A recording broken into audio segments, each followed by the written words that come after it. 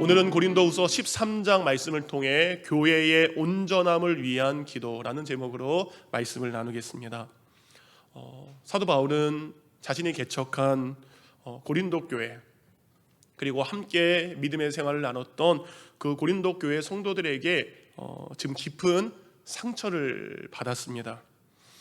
왜냐하면 누구보다도 고린도 교회 성도들을 진심으로 사랑했고 그들을 섬겼고 하나님의 말씀으로 가르쳤지만 어느 순간 사탄이 보내서 교회 안에 들어온 거짓 교사들로 인해 성도들이여 이야기합니다. 바울이 거짓 사도였어 라는 오해를 받고 있기 때문입니다. 여러분, 진심을 알아주지 않을 때가 가장 마음의 상처가 큰 것 같습니다. 진심으로 사역했고 열심히 사역했고 최선을 다해 사역했음에도 불구하고 자신의 수고와 헌신을 몰라주고 이제 오해하고 있는 고린도 교회 성도들을 바라보며 사도 바울은 저희가 고린도후서에서 보는 것처럼 눈물을 흘리게 되었습니다. 바울은 2차 전도여행을 하게 됩니다. 그때 바로 음란한 세상 문화가 가득한 그곳, 세상의 지혜가 가장 높다라고 교만해 있었던 그 고린도 지역에 바로 예수 그리스도, 그 예수 그리스도의 복음을 가지고 마침내 교회를 세우게 됩니다. 다른 지역에서는 사도 바울이 좀 짧게 머물렀어요. 3주밖에 머물지 않은 교회도 있었지만 사도 바울은 1년 6개월이라는 시간을 머물면서 밤낮으로 열심히 사역했습니다. 낮에는 천막을 만들고 밤에는 그들에게 말씀을 전했습니다. 그리고 이제 교회가 믿음의 일꾼을 세울 수 있게 되었을 때 그 믿음의 일꾼들을 세운 후에 이제 다른 도시에도 교회를 개척하기 위해서 사도 바울은 교회를 떠나게 되었습니다. 그런데 사도 바울이 교회를 떠난 지 얼마 되지 않아서 이상한 소문이 들리기 시작합니다. 사도 바울이 진짜 사도가 아니었대. 사도 바울이 이곳에 있을 때 헌금을 자기 마음대로 사용했대. 바울의 인격, 그 사람의 인격에도 문제가 있었대. 하다못해 사도 바울의 외모, 그가 어떻게 그렇게 생길 수 있어? 그가 전하는 말의 어눌함, 어떻게 사도인데 그렇게 말을 못해? 여러 가지의 일들로 사도 바울은 비난받기 시작합니다. 한 주는 이런 소문이 들립니다. 그리고 한 주 거떴더니 또 다른 소문이 사도 바울의 귀에 들릴 때마다 사도 바울의 마음 가운데 그동안 내가 고린도 교회를 위해서 했던 수고가 헛된 것인가, 정말 마음이 속상할 수 있겠다라는 생각이 들었습니다. 아무리 위대한 사도 바울이지만 굶주림을 참을 수 있었습니다. 매맞음을 참을 수 있었습니다. 헐벗음도 참을 수 있습니다. 강도의 위험도 참을 수 있었습니다. 그런데 자신의 삶을 오해하고 있는 성도들의 그 모습을 보며 억울해하고 상처받고 있는 바울의 모습을 발견할 수 있습니다. 사도 바울은 이런 오해를 풀기 위해서 고린도 교회를 찾아갔습니다. 오해가 풀릴 줄 알았는데 여러분, 그 방문을 통해서 더 큰 상처를 받고 교회를 떠나게 됩니다. 왜냐하면 교회 안에서 이미 자리 잡고 있는 거짓 교사들의 이간과 비방을 통해 성도들은 바울에 대한 의심이 더욱더 깊은 상태가 되었기 때문에 그렇게 찾아온 사도 바울을 외면하고 문전박대하게 됩니다. 그래서 고린도후서 2장을 보면 이때 고린도 교회를 방문한 것을 사도 바울은 이렇게 이해하게 합니다. 근심의 방문. 근심이 사라질 줄 알았더니 더 큰 근심을 가지고 돌아온 근심의 방문이라고 이야기합니다. 사도 바울은 고린도 교회 성도들과의 이런 고통스러운 만남 뒤 비통한 심정으로 그의 아픈 마음을 담아 편지를 써내려가기 시작합니다. 그 편지의 이름이 바로 눈물의 편지입니다. 그 눈물의 편지가 지금 저희들에게는 남아있지 않습니다. 그렇지만 사도 바울은 진심을 담아 눈물로 성도들에게 자신의 편지를 보내게 됩니다. 그리고 노심초사합니다. 디도를 통해서 편지를 보냈는데 이 눈물의 편지를 읽은 고린도 교회 성도들의 마음이 어떨지 몰랐기 때문입니다. 드디어 오해가 풀렸을까? 아니면 이 편지 때문에 더 큰 오해가 생겼을까? 사도 바울은 근심했다라고 성경은 기록합니다. 마침내 디도가 눈물의 편지에 대한 회신, 어떤 일이 있었는지 사도 바울에게 돌아오게 됩니다. 너무나 감사한 것은 모든 성도는 아니지만 대부분의 성도가 사도 바울의 진심이 담긴 그 눈물의 편지를 읽고 회개하게 되었다라는 기쁜 소식을 디도를 통해서 전해 듣게 됩니다. 사도 바울은 이제 성도들의 마음이 돌아섰다라는 그 이야기를 듣고 너무나 기뻐해서 오늘 저희가 읽은 고린도 후서의 말씀을 기록하게 됩니다. 그리고 고린도 후서를 고린도 교회 성도들에게 보내서 그들의 믿음을 위로하고 있음을 알 수 있습니다. 지난 4주 동안 우리는 사도 바울이 고린도 교회를 향한 그의 사랑의 권면과 사랑의 말씀이 어떤 것인지 우리는 말씀 시간을 통해 나누게 되었습니다. 결론은 뭡니까? 맡겼던 그들의 관계가 회복될 수 있었던 것, 사람을 변화시킬 수 있었던 것, 그리고 믿음의 장성한 분량의 성도들이 그들의 삶을 변화시킬 수 있었던 것은 바로 말씀이었습니다. 사도 바울의 눈물로 보낸 그 편지, 그 말씀이 결국 그들을 변화시키게 되었고 그들 사이에 막힌 담을 헐게 할 수 있게 했었고 그 말씀을 통해 그들이 믿음의 장성한 분량으로 성장할 수 있게 되었습니다. 바울은 말씀의 능력을 알고 있습니다. 여러분 지금 성경 통독하시는 분들 계시죠? 말씀의 능력이 있습니다. 말씀의 그 능력이 변화를 이끌 줄 믿습니다. 사도 바울은 마지막에 고린도후서 13장을 마감하면서 다시 한번 그들에게 한 번 더 사랑의 말씀을 권면합니다. 그래서 한 가지의 권면과 한 가지의 기도의 제목을 적어서 고린도 교회 성도들에게 보낸 다음에 맨 마지막 13절 그들을 향한 축복 기도, 축도로서 고린도 후서를 마치게 됩니다. 그렇다면 사도 바울이 마지막으로 고린도 교회 성도들에게 권면했던 그 한 가지의 말씀, 그리고 교회 성도들을 향한 그 한 가지의 기도의 제목이 무엇이었을까 나누기를 원합니다. 오늘 이 말씀 시간을 통해 바울이 고린도 교회를 향한 그 권면이 저와 여러분을 향한 권면이 되기를 원합니다. 오늘 사도 바울이 했던 그 기도의 제목이 저희 열린 교회 가운데 있는 기도의 제목이 되기를 주님의 이름으로 축원드립니다. 사도 바울은 먼저 우리 고린도 교회 성도들에게 이런 이야기를 합니다. 자신에게 믿음이 있는가? 자신의 믿음을 시험하고 확증하라. 5절 말씀입니다. 너희는 믿음 안에 있는가? 너희 자신을 시험하고 너희 자신을, 곧 너희 자신의 믿음을 확증하라. 예수 그리스도께서 너희 안에 계신 줄을 너희가 스스로 알지 못하느냐? 그렇지 않으면 너희는 버림받은 자니라. 여러분께 묻습니다. 믿음 있으십니까? 그러면 그 믿음을 어떻게 증명하시겠습니까? 여러분 예수님 믿으십니까? 아멘입니다. 그렇다면 여러분이 예수님을 믿는 그 믿음을 한번 증명해 보시기 바랍니다. 사도 바울은 고린도 교회 성도들에게 권면합니다. 자신에게 믿음이 있는가? 자신의 믿음을 한번 시험해봐라. 그리고 그 믿음을 증명하라. 입으로만 나에게 믿음이 있습니다, 입으로만 내가 예수 믿습니다 라고 말하지 말고 정말 믿음이 있는가? 그 믿음을 증명해보라 라고 성도들에게 이야기하고 있습니다. 종교계의 노벨상인 템플턴상이 있습니다. 한국에 있는 영락교회를 사역하셨던 한경재 목사님께서 그 상을 받으셨죠. 한경재 목사님은 인생의 마지막 26년을 남한산성 안쪽에 있는 작은 사택에서 26년이라는 시간을 보내셨다고 합니다. 목사님이 머물고 계신 그 작은 사택에는 많은 목사님들이 목사님에게 좋은 이야기를 듣고자 많이 방문했다라고 합니다. 이렇게 오신 목사님들과 많은 이야기를 나눈 다음에 떠나는 목사님들에게 한경진 목사님이 한 번도 잊지 않고 그 목사님에게 꼭 하신 말씀이 있대요. 여러분 목사님들에게 어떤 말을 할까요? 한경진 목사님이 이렇게 이야기하셨다라고 합니다. 목사님들 예수님 잘 믿으세요. 목사님들 목회 잘하세요 이 말이 아니라 목사님들 예수 잘 믿으세요. 한 번은 어느 목사님이 조용히 목사님에게 이런 이야기를 합니다. 아니 목사님 저희들 목사입니다. 저희들 목사입니다. 그럼에도 불구하고 한경재 목사님은 똑같은 이야기를 했다라고 합니다. 목사님들 예수 잘 믿으세요. 이런 목사가 목회를 잘 하려고 하면 어떻게 해야 될까요? 답은 정해져 있습니다.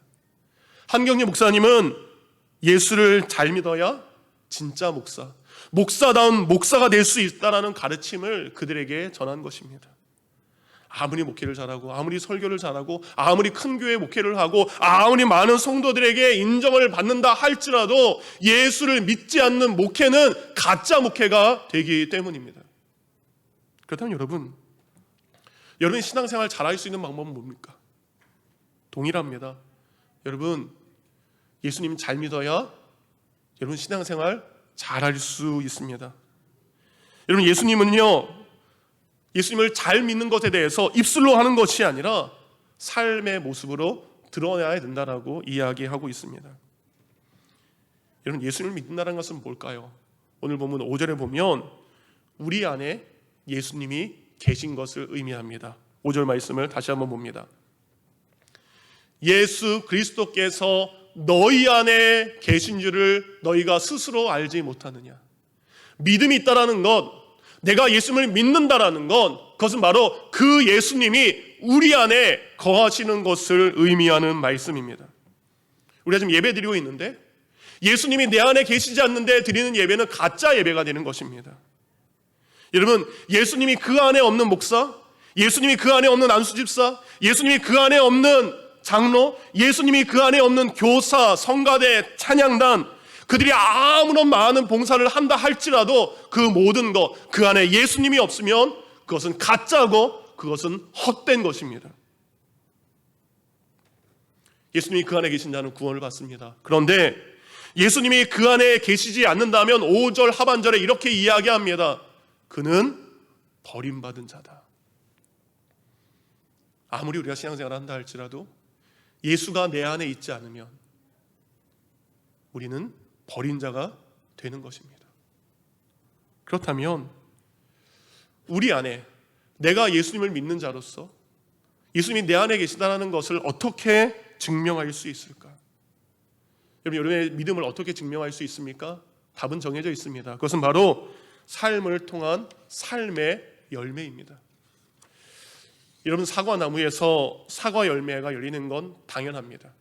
그렇다면 예수님이 우리 안에 계시면 우리는 우리의 삶 속에서 예수 그리스도를 닮은 삶의 열매가 우리에게 열려지게 되어 있습니다. 예수님이 친히 마태복음 7장 16절부터 18절까지 이런 말씀을 하셨습니다. 그들의 열매로 그들을 알지니 가시나무에서 포도를 또는 엉겅퀴에서 무화과를 따겠느냐. 17절 18절 같이 있습니다. 시작.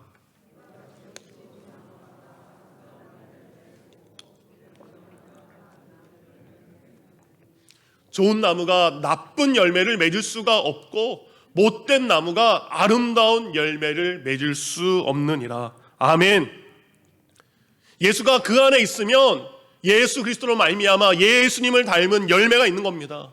그런데 그 안에 예수님이 없으면 우리의 삶에 예수를 닮은 열매가 맺어질 수 없다라는 겁니다. 교회에 나와서 우리가 열심히 예배드리고 있습니다. 어떤 분은 기도를 하는데 멈추지 않고 기도를 정말 잘합니다. 근데 그것이 믿음이 있다는 것을 의미하지 않습니다. 지금 우리의 믿음은 예수님이 우리 안에 계신 진짜 믿음입니까? 바울은 성도들에게 이야기합니다. 여러분의 믿음이 진짜 믿음인지, 예수님이 진짜 여러분 안에 계신지 여러분의 믿음을 시험하라는 것입니다. 왜냐하면 진짜 믿음은 시험을 겪어야만, 고난을 겪어야만 진짜를 알 수 있습니다. 사도 바울이 쓴 시험하라라는 이 헬라어의 의미는 바로 이것입니다. 진짜인지 가짜인지 구별하기 위해서 일정한 과정을 통해 그 본질을 드러내게 해라. 감춰져 있습니다. 진짜인지 가짜인지 몰라요. 그런데 어떤 과정이 있습니다. 인내의 과정일 수도 있고 고난의 과정일 수도 있고, 근데 그 모든 과정들을 통해 그 안에 숨겨져 있는 본질이 진짜인지 가짜인지 시험을 통해 드러내게 하라라는 말씀입니다. 순금이 있습니다. 순금은 다른 것이 섞이지 않은 순수한 금을 의미하는 겁니다. 욥기 23장 10절을 보면 이 순금이 어떻게 만들어졌는지 나와 있습니다. 내가 가는 길을 그가 아시나니 그가 나를 단련하신 후에. 내가 순금같이 되어 나오리라. 여러분, 금도 처음에는 돌덩어리 광석에 지나지 않습니다. 그런데 1000도 이상의 뜨거운 용광로 안에 들어가서 거기서 견뎌야 모든 불순물이 사라지고 진짜 순 금이 되어 나오는 것입니다. 시험을 통해 진짜만 나는 겁니다. 시험의 과정을 통해 가짜는 다 빠져나가게 되어 있습니다. 이처럼 금 돌덩어리가 순금이 되기 위해서 시험과 연단의 과정을 겪어야 되는 것처럼 우리의 믿음이 진짜라는 것은 바로 시험과 삶의 열매를 통해 진짜인 것으로 우리는 우리의 믿음을 증명할 수 있습니다. 사도 바울은 우리가 지난번에 설교를 들었던 것처럼 정말 수많은 시험, 수많은 고난을 통해서 정금 같은 믿음을 가진 사도임을 우리는 알게 되었습니다. 그런데 여러분, 거짓 교사들은 어떻습니까? 그들은 고난을 두려워합니다. 그들은 영광의 자리만을 찾아다니는 가짜 믿음을 가진 사람들이었습니다. 거짓 교사들은요, 숨어 있었습니다. 고난의 시간, 연단의 시간 가운데 숨어 있었습니다. 근데 사도 바울이 땀 흘리고 눈물 흘리고 고린도 교회 성도들과 함께 이제 마침내 교회가 영광을 얻게 되자 슬며시 들어와서 사도 바울의 영광을 가로챈 것이 바로 거짓 교사들의 모습이었습니다. 그렇다면 우리가 살고 있는 2022년, 우리의 믿음의 증명을 위한 고난, 우리의 믿음을 증명하기 위한 내 안에 예수 그리스도가 계신 그 증거의 시험은 무엇일까? 그것은 바로 자기 희생입니다, 여러분. 자기 희생이 우리의 믿음을 증명하는 것입니다. 여러분, 믿음이 있으면 우리에게 있는 것, 하나님의 나라와 이웃과 교회와 다른 사람들을 위해서 우리는 자신의 희생이 전혀 아깝지 않습니다. 그런데 믿음이 없으면 자신에게 있는 모든 종류의 희생이 다 아깝습니다. 시간의 희생도 아깝습니다. 헌신의 희생도 아깝습니다. 물질의 희생도 너무너무 아깝습니다. 하지만 예수 그리스도가 그 안에 계시고 그 안에 참된 믿음이 있다면 자기 희생의 삶이 전혀 아깝지가 않음을 우리는 알 수 있습니다. 여러분, 한국의 의료보험은 세계 최고의 수준입니다.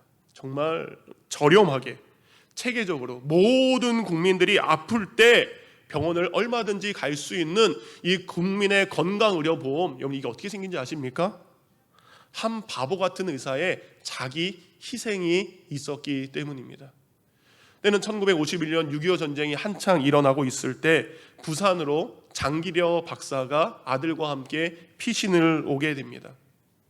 의사이기 때문에 그의 눈에 영양실조에 걸린 사람들, 그리고 전염병에 걸려 아픈 수많은 피난민들과 환자들이 보이기 시작합니다. 그때 마침 부산에 있는 어느 교회 창고가 있었어요.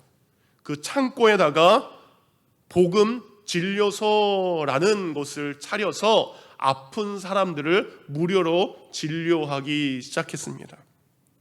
점점 더 사람이 많이 오자 유엔에서 큰 대형 천막 3개를 지원받았다라고 합니다. 하나는 진료실 천막, 수술실 천막, 입원실 천막으로 만들고 매일 찾아오는 100명 이상의 환자들을 자그마치 6년 동안 무료로 진료를 했다라고 합니다. 이런 장기려 박사의 자기 희생의 사랑에 감동한 부산 시민들이 그 고마움을 담아 우리도 저 박사님을 위해 모금하자. 그래서 부산 사람들이 자발적으로 돈을 모으기 시작합니다. 그리고 그 사람들이 병원 건립을 위한 모금을 펼쳤고 그 결과 1956년 10월에 송도에 복음 병원이 시민들의 힘으로 건축하게 되었습니다. 좋은 병원이 세웠어요. 근데 여러분, 그렇게 시작된 복음 병원, 가장 누가 월급을 많이 받아야 될까요? 장기려 박사님이 원장이니까 가장 많이 월급을 받아야 되죠. 그런데 장기려 박사님은 직원들에게도 따뜻했어요. 가족 숫자대로 월급을 가져가자. 그래서 당시 복음병원에서 앰뷸런스 운전하는 드라이버가 가족이 10명이었대요. 그 사람의 샐러리가 제일 높았다고 합니다. 그리고 장기려 박사님은 아내도 없고 또 다른 아들만 있었어요. 둘밖에 없었기 때문에 장기려 박사님의 샐러리가 제일 작았다라고 합니다. 근데 장기려 박사님의 바보 같은 자기 희생은 여기에 끝나지 않습니다. 진료를 하다가 환자들의 딱한 사정을 듣고 환자들이 치료비를 낼 수 없을 때 자신의 월급으로 바로 그 사람들의 진료비를 내게 됩니다. 근데 그럼에도 불구하고 병원비를 감당할 수 없는 환자들이 있게 되면 밤에 몰래 찾아가서 병원 문을 열어주고 빨리 도망가라고, 병원 원장이 빨리 도망가라고 그런 자기 희생을 섬겼던 분입니다. 이런 이유로 장기려 박사님의 월급은 받는 날보다 받지 못하는 날이 더 많았다라고 합니다. 그런데 이런 무료 진료가 누적되자 병원 운영이 어려워지기 시작한 거예요. 그래도 장기려 박사님은 무료 진료를 포기하지 않고요, 고민하게 됩니다. 그리고 또 다른 대안으로 모금함, 도네이션 박스를 하나 만들어요. 그리고 사람들이 여러분이 치료받고 본인이 내고 싶은 만큼만 진료비를 지불하게 했다라고 합니다. 그런데 그것도 얼마 지나지 않아서 한계에 봉착합니다. 의사 선생님이 고민하기 시작합니다. 어떻게 하면 가난한 사람들을 도울 수 있을까 고민하던 중 한국 최초의 의료보험 제도를 생각해내게 됩니다. 1968년 5월 13일 건강할 때 이웃 돕고 병났을 때 도움받자. 건강할 때 내가 돈을 내서 이웃을 돕고 내가 병이 났을 때 나도 도움받자라는 표어로 청십자 의료보험 조합이라는 것을 대한민국 최초의 건강보험을 만들게 됩니다. 그리고 이것이 후에 전 국민 의료보험을 위한 롤 모델이 되는 것이고, 그것이 계기가 되어서 지금 한국은 세계에서 가장 편하게 저렴하게 의료보험을 받을 수 있는 나라가 되었다라고 합니다. 진짜 예수장이 바보 같은 의사 장기려, 그분의 자기 희생을 통해서 온 국민이 아플 때 언제든지 병원을 갈 수 있는 혜택을 받게 된 것입니다. 근데 장기려 박사님이 왜 이런 삶을 살았을까요? 그가 경성에 있는 의과대학을 처음 갔었을 때 이런 약속을 하나님께 했다라고 합니다. 하나님, 불쌍한 환자들을 위해 제 평생을 바치겠습니다. 치료비가 없어서 의사 얼굴조차 보지 못하고 죽어가는 사람들, 그 사람들을 위해 헌신할 것을 약속하게 됩니다. 그리고 그 약속을 지키며 살게 됩니다. 바보 의사 같은 장기려 박사님의 이런 자기 희생의 삶은 어떤 열매를 맺었을까요? 정말로 헤아릴 수 없는 수많은 사람들이 예수님을 믿게 됩니다. 정말로 많은 사람들이 예수 그리스도를 믿어 구원에 이르게 됩니다. 목사님께서는 자신이 죽으면 이런 글귀를 유언으로 남기셨습니다. 비문에 이렇게 적어라. 짧습니다. 주를 섬기다 간 사람, 주를 섬기다 간 사람. 자신에게 찾아오는 수많은 환자, 그들을 장기려 박사님은 주님으로 본 것입니다. 예수님이 나를 찾아왔기에 예수님을 섬기는 마음으로 환자들을 진료한 것입니다. 사랑하는 성도님들, 우리에게 믿음이 있다면, 우리가 예수 그리스도를 믿는다면 우리는 골로새서 3장 17절처럼 이렇게 살아가야 됩니다. 우리 함께 읽겠습니다. 시작. 그리고 말이든 일이든 무엇을 하든지 그 모든 것을 주 예수의 이름으로 하고 그분을 통해 하나님 아버지께 감사하십시오. 어떤 말을 하든지 어떤 일을 하든지 무엇을 하든지 예수의 이름으로 행하는 것, 바로 그것이 믿음 있는 사람, 예수님이 그 안에 있는 사람의 삶의 모습인 것입니다. 사랑하는 성도님들, 사도 바울이 고린도 교회 성도들을 향해 오늘 믿음의 말을 남겼던 것처럼 자기 희생을 통해 여러분의 믿음을 증명하시기 바랍니다. 두 번째, 사도 바울은 그들을 향한 한 가지의 기도의 제목을 이야기합니다. 사도 바울은요, 여러분, 어디를 가든지 본인이 섬겼던 교회와 성도들을 향해 변함없이 기도했던 기도의 사람입니다. 에베소서 3장 15절과 16절, 그는 이렇게 기도했습니다. 하나님 앞에 무릎을 꿇고 비노니 그의 영광의 풍성함을 따라 그의 성령으로 말미암아 너희 속사람을, 곧 에베소 교회 성도들 이야기합니다. 에베소 교회 성도들, 그들을 능력으로 강건하게 하시옵고, 사도 바울은 에베소 교회 성도들을 향해 무릎 꿇고 하나님의 그들의 강건함을 위해 기도했습니다. 빌립보서 1장 3절과 4절입니다. 내가 너희를 생각할 때마다 나의 하나님께 감사하며 간구할 때마다, 기도할 때마다 너희 무리를 위하여 기쁨으로 항상 간구함은 기도함은. 여러분, 빌립보 서신은 옥중 서신입니다. 감옥에서 쓴 서신입니다. 그가 비록 지금 감옥에 갇혀 있지만 그 감옥에 갇혀 있는 순간, 그때에도 빌립보 성도들을 생각하며 감사함으로 기도했던 것이 사도 바울의 기도의 제목이었습니다. 저 또한 어디 가든지 샬롯 열린 교회를 위해서 기도할 수밖에 없었겠다라는 말씀을 통해 깨닫게 됩니다. 왜냐하면 기억 안 할 수 없잖아요. 첫 담임 목회로 이곳에서 지난 10년 동안 사역하면서 여러분과 함께했던 여러 시간들이 있기 때문입니다. 그래서 계속 기도하겠습니다. 우리 샬롯 열린 교회가 계속적으로 이웃을 섬기는 교회가 될 수 있도록, 우리 샬롯 열린 교회가 말씀 위에 든든하게 세우는 교회가 될 수 있도록, 우리 샬롯 열린 교회가 선교하는 교회가 될 수 있도록 끊임없이 기도하겠습니다. 근데 저의 가장 큰 기도 제목은 한 가지입니다. 온라인이나 현장에서 예배드리는 모든 분들, 정말 예수 잘 믿어서 천국에서 다시 만나는 것이 저의 기도의 제목입니다. 설교의 원고에는 없지만 이번 주에 이영전 의사님과 함께 우리 강봉거 어르신을 찾아가서 뵀어요. 강봉거 어르신이 이런 얘기를 하더라고요. 이영전 의사님한테 예수 잘 믿다가 천국에서 만납시다. 그 어르신이 이영전 의사님께 그 얘기 하더라고요. 예수 잘 믿다가 천국에서 다시 만납시다. 저에게는 이런 얘기 하더라고요. 어디 가든지 목회 잘하다가 천국에서 만납시다. 오늘 사도 바울은 고린도 교회를 위해 기도하고 있습니다. 고린도 교회 어떤 교회입니까? 사도 바울을 아프게 했던 교회입니다. 그럼에도 불구하고 고린도 교회 성도들 향해 그는 7절에 이렇게 기도합니다. 이제 우리는 여러분이 악을 행하지 않게 해달라고 하나님께 기도하고 있습니다. 이것은 우리가 인정받는 사도임을 나타내기 위해서가 아니라, 곧 나를 위해서가 아니라, 우리가 인정을 받지 못했을지라도 여러분이 옳은 일을 행하도록 하기 위해서 저는 기도합니다. 사도 바울의 기도의 제목이 이렇습니다. 하나님, 우리 고린도 교회 성도들이 악을 행하지 않기를 원합니다. 그리고 우리 고린도 교회 성도들이 옳은 일을 행하는 성도가 되게 해달라고 그는 하나님께 기도하고 있습니다. 저희가 지난번 고린도 전서를 받고 이번에 고린도 후서를 보면서 고린도 교회 성도들은 예수 그리스도를 믿는다라고 하지만 정말로 그들 안에 정말 많은 잘못이 있었어요.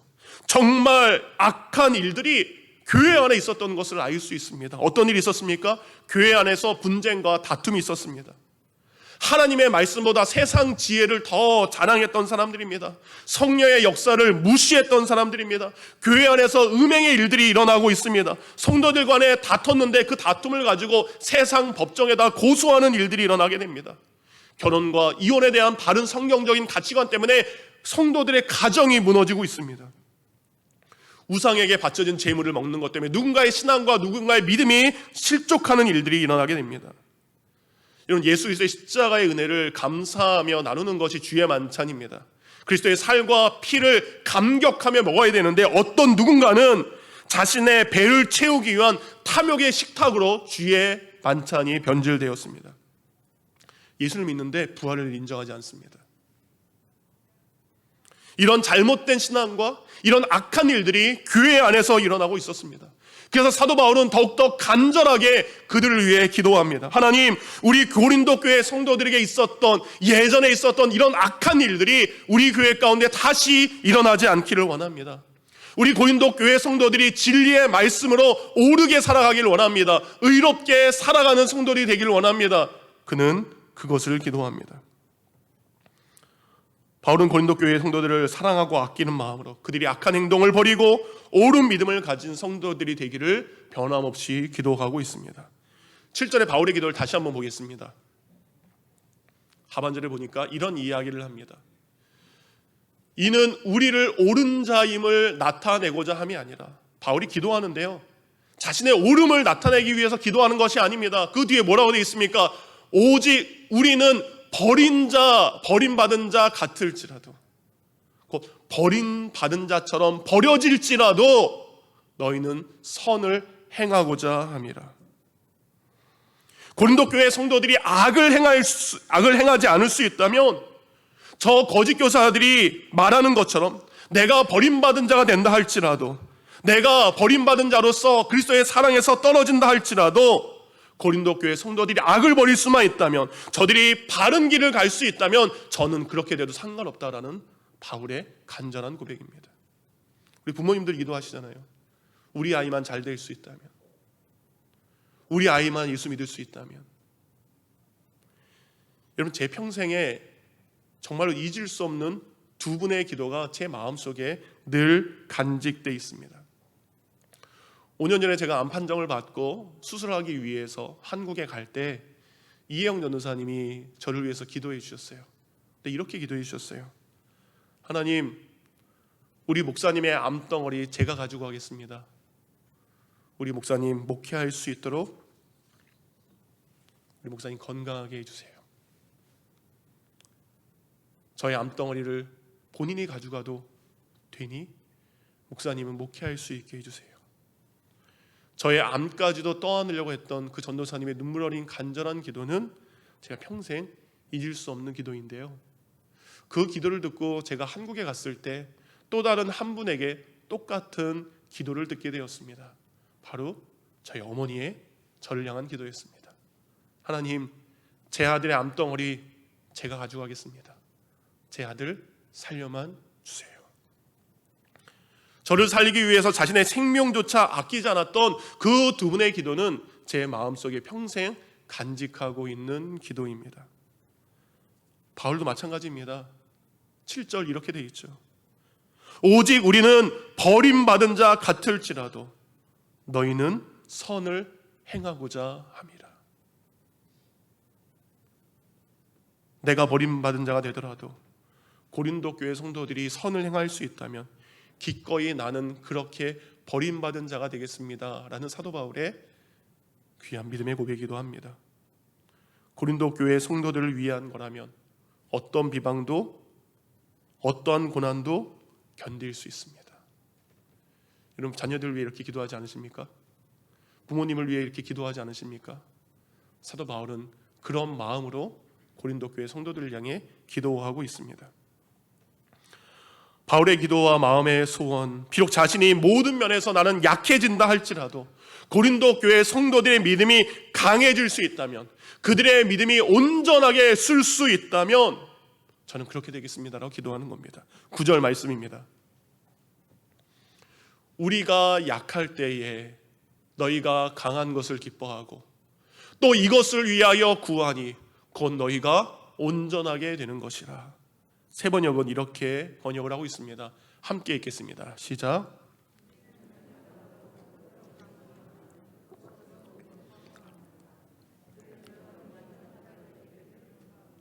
우리는 약하게 되더라도 여러분이 강할 수 있다면 그것으로 우리는 기뻐합니다. 우리는 여러분이 완전하게 되기를 기도할 뿐입니다. 바로 진심을 담아 이렇게 기도했습니다. 그리고 고린도 교회 성도들이 성숙한 온전한 그리스도인이 되기를 그는 간절히 기도한 것입니다. 이렇게 바울은 자신의 약함을 통해 그리스도가 나타나고 자신의 내려놓음을 통해 고린도 교회 성도들의 믿음이 온전해지기를 기도했습니다. 사랑하는 성도님들, 너무 스스로 강해지려고 하지 마시기 바랍니다. 너무 스스로 높아지려고 하지 마시기 바랍니다. 오히려 연약하고 오히려 낮아지고 세상 사람들이 말하는 바보 같은 선택을 하기를 원합니다. 우리가 연약할 때에, 우리가 내려놓을 때에 바로 그리스도 그분의 능력과 은혜가 우리에게 임하기 때문입니다. 사도 바울은 이렇게 이야기합니다. 고린도후서 12장 9절. 예수님이 그에게 이렇게 이야기하셨습니다. 나에게 이르시기를 내 은혜가 내게, 바울 너에게 족하도다. 이는 내 능력이, 곧 예수의 능력이 약한 데서 온전하여짐이라 하신지라. 그러므로 도리어 크게 기뻐함으로 나의 여러 약한 것들에 대하여 자랑하리니 이는 그리스도의 능력이 내게 머물게 하려 함이라. 세번역은 이렇게 이야기합니다. 주님께서 내게 이렇게 말씀하셨습니다. 내 은혜가 바울 너에게 이미 충분하다. 내 능력은 약한 데서 완전하게 된다. 그러므로 그리스도의 능력이 내게 머무르게 하기 위하여 나는 더욱더 기쁜 마음으로 내 약점들을 자랑하려고 합니다. 바울은 약함의 신학을 역설하고 있습니다. 자신의 약함을 통해 가장 큰 예수 그리스도의 능력이 나타냄을 이야기하고 있습니다. 우리 방송실에서 박사 목사님 4절 말씀을 띄워주시기 바랍니다. 고린도 후서 13장 4절 다 짓겠습니다. 시작. 그리스도께서 약하심으로 십자가에 못 박히셨으나 하나님의 능력으로 살아계시니 우리도 그 안에서 약하나 너희에게 대하여 하나님의 능력으로 그와 함께 살리라. 아멘.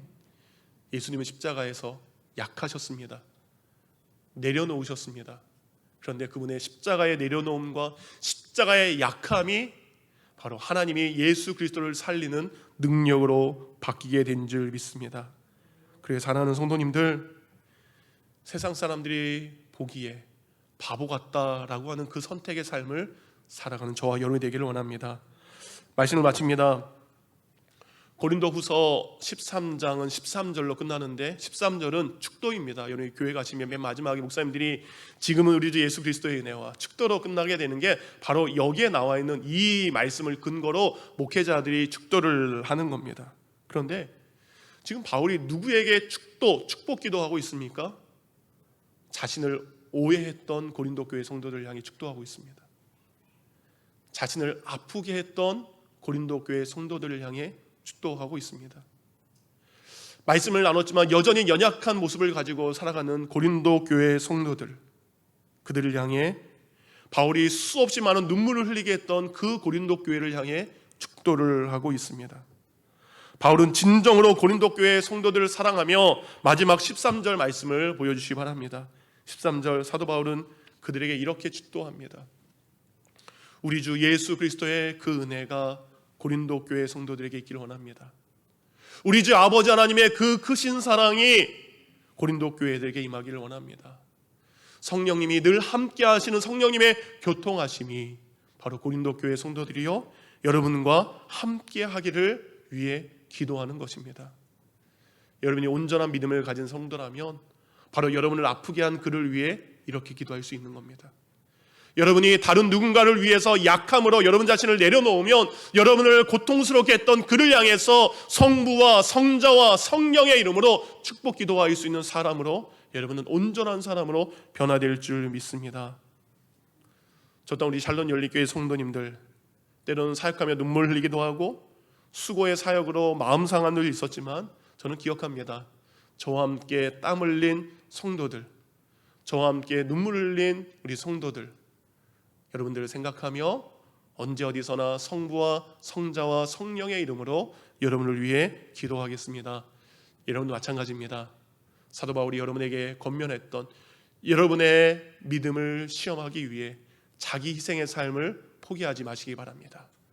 사도 바울이 나는 버림받은 자 대치 될지라도 고린도 교회 성도들이 옳은 일을 행하고 악을 버리는 자를 위해 기도했던 것처럼 여러분의 자녀들이 믿음으로 살 수 있다면 자녀들을 생각하며 더욱더 간절하게 기도하는 주의 백성이 되기를 주님의 이름으로 축원드립니다.